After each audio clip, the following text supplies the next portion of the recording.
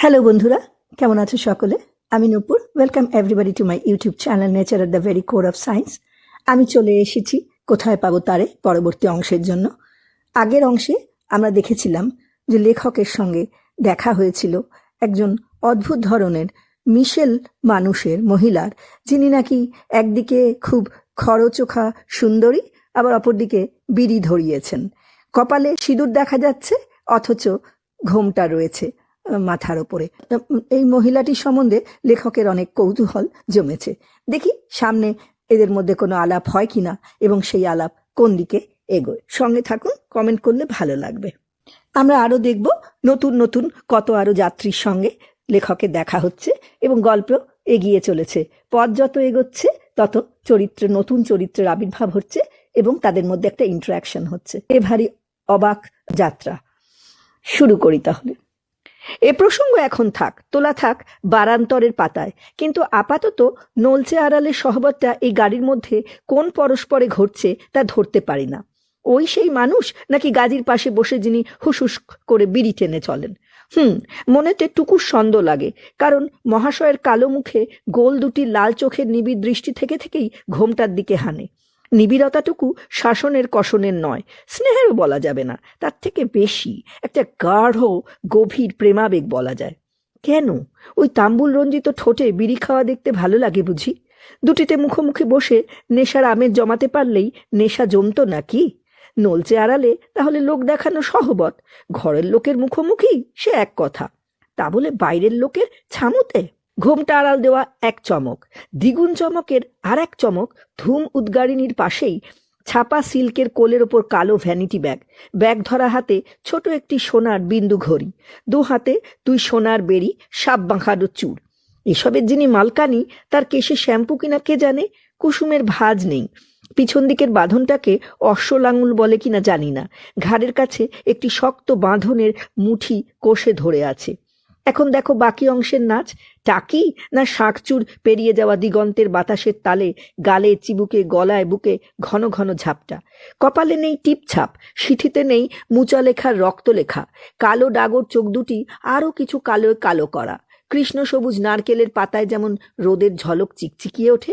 সব মিলিয়ে বয়স বলার বেয়াদপি যদি না করি, আন্দাজে বলো 20 ঘরে। তার পাশে যিনি বর্ষীয়সী সদবা, মুচলেখার কি গরব, কপালে শীতে রাঙা হাসির ঝলক, লাল পাড় তাঁতের শাড়িতে 8 পৌড়ে বেষ্টন, হাত ভর্তি শাঁখা সোনায় জোড়া। মা মেয়ে কিনা তত খুঁটিয়ে দেখা দায়, সহবতের দায়। সঙ্গে যিনি আরও আছেন, তিনি কি অন্যদিকের গলাবন্ধ কোট প্রৌঢ় সজ্জনটি? মাথার মাঝখান থেকে কেশ গতায়ু, মোটা লেন্সে চশমা পরা, মুখে গোঁফ দাড়ি নিশ্চিহ্ন। কেবল মোটা লেন্স যে চোখের মণি দুটিকে একেবারে বিন্দু সদৃশ করে তুলেছে, সেই মণি দুটি ঘন ক্ষেপণে চঞ্চল, একবার বাইরে একবার ভিতরে, একবার এ মুখ একবার সে মুখ, সেই ধাঁধার মতো। তাকের পরে শিশিটা নড়ে চড়ে পড়ে না, যদি না বলতে পারো তুমি জন্ম কানা। শিশুর চোখ নয় যে বলবে ওর অবাক চোখে দিকে দিকে দিশাহারা, যার অর্থ হলো প্রৌঢ়ের চোখ বাইরে নেই মনে মনে। কিন্তু এরা কুটলেন কোথা থেকে? লক্ষ্য পড়েনি তো? হবে কোথাও থেকে, বসিরহাট থেকে এ পর্যন্ত যে কোনো এক জায়গা থেকে। যখন আমার চোখ নিয়ে গিয়েছিল দিগন্ত সেই ফাঁকে, চোখে পড়ার কারণ আর কিছু নয়, হাসনাবাদের যাত্রী হিসেবে একটু ভিন রঙের ছাপ দেখি। কে জানে হাসনাবাদের চেহারা কেমন, শহর না গ্রাম, তাই বা কে জানে। তবে বহুশ্রুত নাম শ্যামবাজারে দাঁড়িয়ে অনেকবারই সহিসের গলায় হাঁকে শুনেছি। হবে হয়তো এ ভিন রঙের ছাপ যেখানে বেমানান লাগবে না। তাও কি লাগে? এক রং তো রং নয়, রঙে রঙে রঙিন, দেখতে ভালো তাই। কিন্তু ওই শোনো, যাবে কোথায়? গাজীর গলা শোনা যায়। বাবুকে তো চিনতে পারলাম না। ঠিক অভ্যর্থ জায়গাতেই কথা যায়। প্রৌঢ় ফিরে তাকান। এবার জবাব অধর্মাজির বাবুযাত্রী নয়, সোজা কথায় চিনবে কি করে? আমি এদিকের লোক নই। গাজীর চোখ ঘোরানো হাসি, বলে সেই কথাই তো বলছি। বলে নতুন বাবু নাকি? টাকি থেকে উঠলেন দেখলাম, বেড়াতে এসেছেন বুঝি?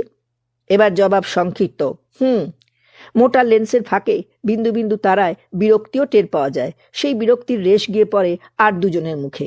সধবা কুমারীর চোখে চোখে চাওয়া ঈষৎ হাস্য গাড়ি চলে যাওয়া একটি ঝলকের মতো। কিন্তু প্রৌঢ় জানে না ওর নাম মামুদ গাজী। প্রসঙ্গ কিসের, তার থেকে কোথায় যেতে পারে তার ধারণাই নেই। তাই যখন মুখ ফিরিয়ে নিতে যাবেন, তখনই আবার বাবুর যাওয়া হবে কোথায়? প্রৌঢ় দেখছি এদিক ওদিক পছন্দ করেন না, মুখ না ফিরিয়েই বললেন, গোসাবা। মামুদ গাজী ঘাড় নাড়িয়ে বলে, তাই তো বলি, বাবুকে তো হাসনাবাদে কোনোদিন দেখি নাই, লঞ্চ ধরে যাবেন তো?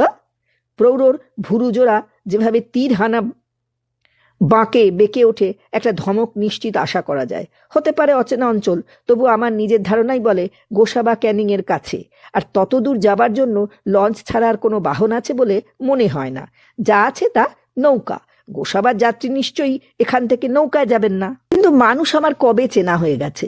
প্রৌঢ়ের চোখের তারার অস্থিরতা এবার শরীরে দেখা যায়। বলেন, তাই তো যেতে হবে, কিন্তু সময় তো হয়ে গেল, লঞ্চ পাওয়া যাবে কি? গাজীর ফাটা মুখে হাবজা দাড়িতে হাসির তরঙ্গ, দৈববাণী শোনায়, তা পাওয়া যাবে বাবু। যাবে? প্রৌঢ় যেন অকুলে কুল দেখছেন গাজীর বরাভয় মুখে। এতক্ষণে বোঝা যায় তার চোখ এত দিকে দিকে দিশাহারা কেন। আসলে দিকে দিকে নয়, মনে মনে দিশেহারা, লঞ্চ পাওয়া যাবে কি না। গাজী বলে, তার যাবে না? এই মোটরখানি না দেখে লঞ্চ ছাড়বেই নি। আমরাও তো যাব বলে সে হাসিটি তুলে ধরে আমার দিকে। আমরা বলতে এখন সে আর আমি। তার চাহনির রকম দেখে ভদ্রজনের সাব্যস্ত মন ত্রস্ত হয়ে ওঠে। নজরটা তাই আগেই যায় সধবা কুমারীর দিকে। গাজী আমার সহযাত্রী, এই ঘোষণায় সহসা একটা অস্বস্তি ঘনায় মুখে। আর অস্বস্তিটা মিথ্যে নয়। সধবা কুমারী তখন গাজীর সহযাত্রীকে একটু দেখে নিচ্ছেন। রাগ করবে? করো, কোথায় কবুল করেছো এখন তাই ভাবো। মুর্শেদের নামের মঞ্জুরিতে তো আজ ইস্তফা। মনের খেদ গিয়েছে, প্রাণের কাঁদন গিয়েছে, এমনকি বোবাকালার রহস্যেও খেয়া পার হয়ে গিয়েছে। আজ দেখছি তার বাবু নামের মজদুরি, তাতে আপত্তি নেই। এতই যখন বাবু বাবু, তখন এক বাবুর স্মরণ নিলেই তো হয়। সব বাবুকে জড়ো করা কেন? মুখ ফিরিয়ে বাইরে তাকালাম, ভাবি বলি, আমরা আবার কে? আমি তো তোমার সঙ্গী নই। কিন্তু ভাবা এক আর বলা কঠিন। কাকেই বা বলবে? ওই তো শোনা যায় আবার, ওই যে দেখা যায় হাসনাবাদ এসে পড়া গেল। সামনে তাকিয়ে দেখি দিগন্ত ঠেকেছে এক ঘন বস্তির সীমায়। কাঁচা পাকা বাড়ি, দূর থেকে লাগে যেন চাপাচাপি ঠাসাঠাসি। তবে আকাশে হাত বাড়ানো নারকেল সুপারি গাছ মাঝে মাঝে ফাঁক রেখেছে। গাড়ির ভিড়ও কম নয়। শুধু লরি নয়, লরির ছায়ের মতো শহরে যেগুলো দাপিয়ে বেড়ায় সেই টেম্পোও আছে। আরো গুটি কয়েক বাস। তারপরেই নদীর কূলে সারি সারি নৌকা। মাস্তুলগুলো ভিড় করে আছে পাশাপাশি। নৌকার ভিড়ের মধ্যেই একটা স্টিম লঞ্চ দাঁড়িয়ে, ডাঙার সাঁকোর খুঁটোয় কাছি দিয়ে বাঁধা। বাস দেখা মাত্রই লঞ্চের ভেপু বাজে ঘন ঘন। ওদিকে যত ভেপু বাজে, এদিকে তত হর্নের সাড়া। কারুর ব্যাখ্যা করতে হবে না, গাজীর গলায় শোনা গেল, ওই শোনেন, উনি বলেন এইসো এইসো, ইনি বলেন যাই যাই। হাসতে গিয়ে কাশি কাশে, কে বলে, যা বলছো। তাকিয়ে দেখি কালো মুখ, লাল চোখ, গাজীর বিড়ি পানের সঙ্গী। যাত্রী তখন মোট 10 হতে পারে। বাস ধুলো উড়িয়ে দাঁড়ালো। গাজী হেঁকে বলে, বাবু চলেন চলেন, সারেঙের বড় তারা, যাওয়া যখন স্থির তাড়াতাড়ি ভালো। আমার পিছন পিছনেই গাজী। সেখান থেকে হাঁক দিল, দাঁড়ান গো, আমরা অনেকে যাব। মাথায় পাতার ছাউনি, ছোট এক মাটির ঘর, তার কঞ্চির গড়ার দেওয়া জানালার কাছে অসমান ইংরেজিতে লেখা বুকিং অফিস। সম্ভবত আলকাতরা দিয়েই লেখা। অভ্যেস অনুযায়ী আগে সেদিকেই দৌড় দিই। দৌড়াদৌড়ির বিষয় নয়, ছাপানো টিকিট। গাজী তাড়াতাড়ি ডেকে বলে, ওদিকে কই যান বাবু, অনেক দেরি হয়ে গেছে, টিকিট আর এখন ঘরে নাই। টিকিট বাবু লঞ্চে গিয়ে উঠেছেন, চলেন তাড়াতাড়ি যাই। কিন্তু গাজীকে দাঁড়াতে হয়। ডাক দিয়েছেন সেই প্রৌঢ়। ওহে, কি বলবো, মোল্লা না সাধু, আমরাও কি এই লঞ্চেই যাব? তয় তাড়াতাড়ি আসেন মায়েরা, পা চালিয়ে আসেন গো, বলে হেসে হেসে হাত তুলে নিজেই ডাকে, যেন সে লঞ্চের লস্কর খালাসি। সেই সবাইকে ডাক দিয়ে নেয়। শুধু তাদেরই নয়, অন্যদিকেও তাল ঠিক আছে। কই গো মাহাতো চাচা, কোথা গেলে? চাচির হাত ধরে সাবধানে এসো। মাহাতো চাচা আবার কে? তার লক্ষ্য দেখে চোখ ফিরিয়ে দেখি মাহাতো চাচা সেই বিড়ি খাওয়ার সঙ্গী। দেখছি মানুষ না চিনি দেখতে ভুল করিনি। সেই রক্তাম্বরী তাম্বুল রঞ্জনী ধূমপায়ী মধ্যবয়স্কা ঘোমটা টেনে এখনো মাহাতো খুড়োর পাশে। চাচা তখনও পান কিনতে ব্যস্ত। শুধু বিড়িতে হয় না, চাচা চাচির পান না হলেও চলে না। ততক্ষণে আমাদের পিছনে প্রৌঢ় এসে পড়েন সধবা কুমারীকে নিয়ে। গাজী আমাকে নির্দেশ দেয়, বাবু উপরে যান গিয়া, ছোট ঘর আছে, সেই ঘরে গিয়া বসেন। কথা শেষ হলো না, হঠাৎ টিং টিং করে ঘন্টা বেজে ওঠে। সারেঙের দিকে তাকিয়ে দেখি মাথার ওপর সে দড়ি ধরে টানে, আর দিক দিশারির টান পড়তেই যন্ত্রের শব্দ যেন ছিটকে বেরিয়ে এলো ছাদের ওপর নলের মুখ দিয়ে, তার সঙ্গে অল্প ধোঁয়া। ছাদের ঘরের প্রথম শ্রেণীর কাছে গিয়ে ভয় পেলাম। ভিড় বাঁচাতে গিয়ে কান দুটি না খোয়া যায়। ঘরের মধ্যে ঢুকে শুনি তেমন ঝালাপালা নয়। যেদিকে নল সেদিকে কাঠের দেয়াল, ডাইনে বাঁয়ে জানালা, সামনেও কাঠের দেয়াল, ওপরে কাচের ঢাকনা ঘেরা সারেঙের আসন। প্রথম শ্রেণী বলতে যেমন গদির চিন্তা আসে তা নয়, নিতান্তই নীরস তরুবরের তক্তাসন। তবে ভিড় বাঁচানো নয় কেবল, আসনে বসতেই মনে হলো এপার ওপার দুই দিগন্ত আমার জানালায় এসে ঝাঁপিয়ে পড়েছে। এপারের হাসনাবাদকে মনে হয় যেন বিশাল এক গঞ্জ। ওপার বাংলায় এরকম নদীকূলের গঞ্জকেই বলে বন্দর, যে ঘাটে দূর দেশান্তরে নদী নালা ডিঙিয়ে আসে নানা জলজাল। এপারেও দেখছি সেই রকম। তাকিয়ে দেখি ঘাটে ঘাটে অনেক নৌকা, পিছনের বাঁকের দিকে আরও কয়েকখানা লঞ্চ, ওপারে উঁচু পাড়ের বাঁধ। এপারের ভিড় ব্যস্ততায় মনে হলো ওপারটা গাছপালায় রৌদ্রছায়ায় মাখামাখি করে জমিয়ে আছে নিবিড় নিশ্চুপে, যেন তার ঝোপে ঝোপে ঝাড়ে ঝাড়ে পাখিদের কলকাকলিও শুনতে পাই। কিন্তু এখানেও সেই টানাটানি। লঞ্চের টিকিট বাবুর প্রত্যয় নেই গাজী পয়সা দিয়ে যাবে। যন্ত্রের ডাক ছাপিয়ে শোনা যায়, বিনা পয়সা নিয়ে যেতে পারবো না বাপু। মুখ বাড়িয়ে দেখি গাজী ওপরে আসতে গিয়ে থেমেছে। বলছে, না দিয়ে যাব কেন? বলছি যখন দেব পয়সা দেব, তয় আমাকে উপরে গিয়ে বসতে দিতে হবে দাদা, মুর্শেদের দোহাই, ওইটি দোয়া। বলতে বলতেই সে উঠে আসে, আমার দিকে তাকিয়ে বলে, দেখেন তো বাবু, মিছা বলবো কেন বলেন তো?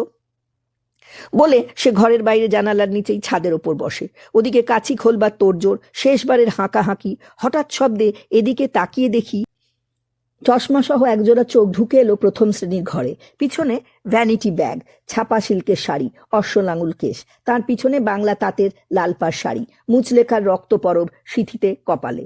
প্রথমেই প্রৌঢ় কণ্ঠে বিরক্ত বিদ্রুপ, এর নাম ফার্স্ট ক্লাস। নাও বসো, তুমি ওদিকটায় বসো, ঝিনি তুই এদিকটায় বস। বলে নিজে আমার পাশে বসলেন। বাকি দুজন আজ্ঞা বলো নির্দেশ বলো পেয়ে অন্যদিকের আসনে বসলেন। লঞ্চ তখন মোড় বেঁকে কোনাকুনি ওপার মুখে চলেছে। কিন্তু মন গুনেই না ধন, সেই মনটা গেল মুষড়ে। ভাবা গিয়েছিল ফার্স্ট ক্লাসের রাজ্যখানি একলা ভোগে লাগবে। ধেয়ে আসা দুই দিগন্ত দুই জানালায়, তার সঙ্গে মুখোমুখি করে যদি হাসি আসতো তাকে ঠোঁটে তুলে নেওয়া যেত, যদি ভেতরে গুনগুনিয়ে উঠত গান তাকে ছেড়ে দেওয়া যেত গলার আগল খুলে। সেই যে ভরা প্রাণের তৃপ্তিখানি অকারণে চোখের জলে গলে আসে, তা যদি আসতো তাকে দেওয়া যেত ভাসিয়ে। আর ঘরের বাইরে জানলার ধারে মামুদ গাজী, এখন দেখি সে তো যেন এই দিগন্তে একাকার। চলতে গেলে মাথার উপর আকাশ থাকে কিনা, এই যে রোদ, ওই যে ছায়া, পাক পাকালি, গাছগাছালি, ভেদে ভেদে অভেদ অখণ্ড। গাজী দেখি সেই অখণ্ডের শরিক। সে ফার্স্ট ক্লাসের যাত্রী নয়, তবে সভ্যভব্য ভদ্রতার দাবি নেই, সহবত শালীনতা সে চায় না। তার অখণ্ড একাকারে যেমন খুশি ছড়িয়ে দেওয়া যেত। তা হলো না। এখন শুধু ভাগিদারের ভাগাভাগি কথা নয়, এখন এ ঘরে জনপদ আর সমাজের আবির্ভাব হয়েছে। মূর্তিমান সভ্যভব্য ভদ্রতা নিয়মকানুন ঢুকে এসেছে। এখন দিগন্তে ডুব নয়, ভিন যাত্রীর সুখ সুবিধা অস্তিত্বের সতর্কতা। এখন এ ঘর দিগন্তের হাতায় নয়, এবার পায়রার খোপ। নড়ে বসো, চড়তে যেও না, তাহলেই মুখোমুখি, গায়ে গায়ে লাগালাগি। বলবে এ যাত্রী ভারী একাল সেরে। এমন সুজন নয় যে নজনে যাবে তেঁতুল পাতায়। ভাগের ভোগ জানে না, গণে জনে নেই, একা ভোগী স্বার্থপর। তা বলতে পারো যদি ধর্মে কয়। তবে এলাম যে তেঁতুল পাতা থেকেই, সুজন কিনা জানি না। সমাজে সংসারে যেখানে নজনের ভাগাভাগিতেই বাস, সেখানে সকলেরই অন্নে জলে ভাগাভাগি লাগালাগি মুখোমুখি। কিন্তু যখন নিরালায় মন টানে, মন তখন তখন মাঠ খুঁজে তার ধারে যাওয়া কেন, দিঘির কূলে গিয়ে বসা কেন, ছাদের নিরালা কোণটিতে কেন আশ্রয় নেওয়া? ওটা স্বার্থপরের কথা নয়। অনেক পড়শি তো আছে সময় বুঝে একবার নিজের ভিতরে যে পড়শির বসত, তার সঙ্গে দেখা সাক্ষাতের ইচ্ছে। তারা তোমাকে অনেক বলেছে, তুমি তাদের অনেক বলেছ। এবার নিজেকে নিজে একটু বলা কওয়া হোক। কোথায় যাও, কেন যাও, কি চাও, কিসের খোঁজ। এবার তবে মন বন্ধই হোক। মন চলো যাই ক্ষোভ ছেড়ে, দেহ থাকুক পড়ে, তুমি যাও দিগন্তে। ঘ্রাণে গন্ধ আসে সুবাসিত প্রসাধনের, চুল ফাঁপানো সাবানের, গায়ে মুখে মাখা বস্তুর, জামা কাপড়ের সুগন্ধির। আসুক, আরো আসে ফুলেল তেলের। আসুক, কি যেন নাম, ঝিনি। বাতাসে যার চুলের ঝটকা লাগে, ডান হাতের চুড়িতে তার রিনি ঠিনি। যাগ্গে শোনা, শ্রবণ বন্ধন করো। আবার দেখো টুকুর শব্দ, ভ্যানিটি ব্যাগ খুলে যায়। ভিন পুরুষের সরম, চোখ ফিরিয়ে নাও। দেখছো না, গালের পাশের চুল আড়ালে সমর্থ মেয়ের হাতের ছোট আরশি। আপন মুখখানি যে পলকে পলকে হারায়। ঠোঁটের রং এর মধ্যেই হালকা, তাই মুখ আড়াল করে একটু রাঙিয়ে নেওয়া। এই জল ভটভটিয়াতে দেখবে কে? আর কেউ না দেখুক, নিজের মন দেখবে। নইলে বড় অস্বস্তি। তোমার যদি বেমানান লাগে, মানিয়ে নেবার দিব্যি নেই, দৃষ্টি বন্ধন করো। তবে কিনা বাতাসের মর্জি বোঝা দায়। ঠিক এ সময়ই সে রং ঝলকের আঁচল দিল উড়িয়ে। কাঁধের কাছ থেকে গোটা পুষ্ট ডানাখানিতে ঢাকনা নেই, তার সঙ্গে নগরবাসিনীর কোমরকষির ওপরে এক ফালি রোদের মতো গোরা রঙের ঝিলিক দেয়। কি বেলাজ বাতাস দেখো! অভ্যর্থ চমকে দিয়েছে। ঝটিতি ঠোঁট রাঙানো সামলে নিয়ে আঁচলে টান দিল। সেই ফাঁকে টুক করে দেখে নেওয়া আপনজন নয়, ভিন্ন মানুষে। চোখ ফেরাবার সময় পেলাম না। যুবতীর মুখে রং ধরে গেল। নিজের ভিতরে দেখি কে যেন চুপি চুপি হাসি সামলায়। মনের পড়শির মজা লাগে। যোগী সে নয় বটে, কিন্তু মনে হয় এ সবই যেন এ দিগন্তে একাকার। গাজীর মতো এও যেন ভেদে ভেদে অভেদ অখণ্ড। বেশ তো, বাতাস আসুক বেগে, যুবতী সাজুক, এ দিগন্ত সবই সাজে। সহসা প্রচণ্ড হাঁক, হুঁশিয়ার!